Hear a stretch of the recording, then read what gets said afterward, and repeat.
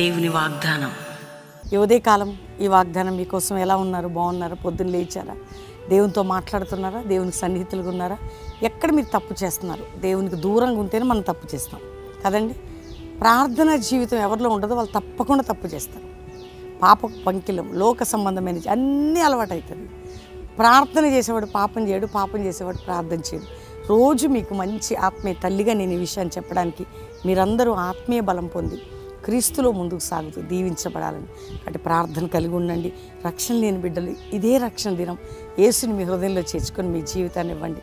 అమ్మా, నేను అనాథగా ఉన్నాను, నాకు దిక్కెవరు లేరు, అందరూ ఉన్న పేదరికం, బాధలు ఏదైనా అమ్మ దేవుడు నన్ను నువ్వు ఏ పోరాటాలు గుండా దేవుడు న్యాయం చేస్తాడు. నీ సమస్యకు పరిష్కారం, నీ కుటుంబానికి పరిష్కారం, నీ భర్త విషయంలో అన్నిట్లో ఒక విడుదలను చూస్తావు. ధైర్యంగా ఉండి ఈరోజు ఒక మంచి మాట నేను చదువుతున్నాను, వాగ్దానం విందాం.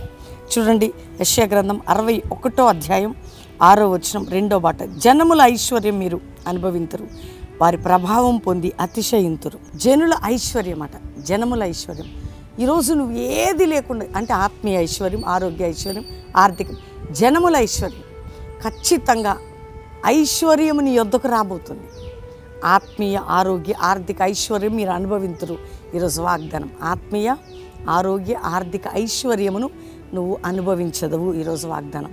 ధైర్యంగా ఉండి ప్రార్థన చేయి, ప్రభు తట్టు చూడు. వాగ్దానం ఇచ్చినట్టు అబద్ధంగా నిజం చేస్తాడు.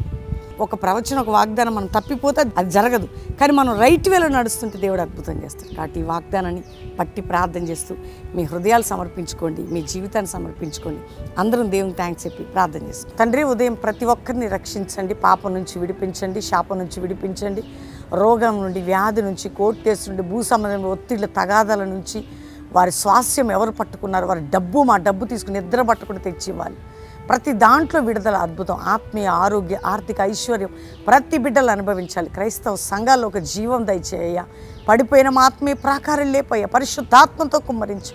శత్రువుకి మేము ఎక్కడెక్కడ చోటిస్తున్నాము సరైన మార్గంలో నడిపించి పాపానికి, శాపానికి చోటు ఇవ్వకుండా ఆత్మీయ ఐశ్వర్యం, ఆరోగ్య, ఆర్థిక ఐశ్వర్యం పొంది అనుభవించుటకు ప్రతి బిడ్డలు, ఇతర దేశంలో మా ప్రియులందరికీ క్షేమం, వారు ఏ సమస్యలు ఉన్న వారి దేశంలో వారు కాపాడి ఆ దేశ పరిస్థితులు చక్కటి ఉజ్జీవాన్ని దయచేయండి.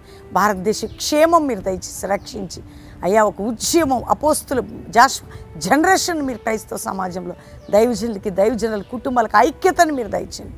కల్వరి పరిచయకు ఒక ఐక్యత, మా కుటుంబాల్లో అందరు దైవజనులతో మాకు ఒక ఐక్యత మీరు దయచేయండి. ఈరోజు కోర్టు కేసు అని ఎంతమంది ఉన్నారు, కట్టు తెగిపోవాలా, ఏ కట్లోనో తెగిపోయి బిడ్డలు దీవించబడి మ్యారేజ్ డే, బర్త్డే బిడ్డలను బ్లెస్ చేస్తూ మీరు తోడై ఉండమని అందరికీ శుభములను పలుకుతూ యేసు నామములో అడుగుచున్నాము తండ్రి. Amen, amen, amen. ఈ వాగ్దానం అందరూ లైక్ చేసి షేర్ చేయండి, మంచి కామెంట్స్ పెట్టండి. ఉదయం సాయంత్రం లైవ్, అంతేకాక శనివారం బెల్లంపల్లి సర్వీస్కి కుటుంబాలుగా పాలు పొందండి. ఆదివారం 3 ఆరాధనలు బెల్లంపల్లిలో, కల్వరి ప్రాంశనలు. బైబిల్ కాలేజ్ ఎంతమంది యంగ్ బాయ్స్, యంగ్ గర్ల్స్ పిలుపు దర్శనం కలిగి బైబిల్ కాలేజ్ చేయాలని ఆశ కలిగిన వారు బెల్లంపల్లిలో 1 ఇయర్ బైబిల్ కాలేజ్, మంచి బోధన, సమర్పణ కలిగి ఉండాలి, పిలుపు కలిగి ఉండాలి, దర్శనం కలిగి ఉండాలి. రెండోదిగా మీరు ముఖ్యంగా ఎంతమంది యూత్ ఉన్నారో ఇక్కడ పరిచయలో విరగొడతాం. దైవత్వం, ప్రార్థన జీవితం, ఆత్మీయత నలిపి దేవుని కొరకు నిలబడే కృపని దేవుడిస్తాడు. కాబట్టి యంగ్ బాయ్స్కి, యంగ్ గర్ల్స్కి పిలుపు. కాబట్టి ఇది గమనించి వెంటనే మన వాట్సాప్ నెంబర్కి మీరు కాంటాక్ట్ అవ్వండి. దేవుడు మిమ్మల్ని దీవించును గాక. ప్లీజ్.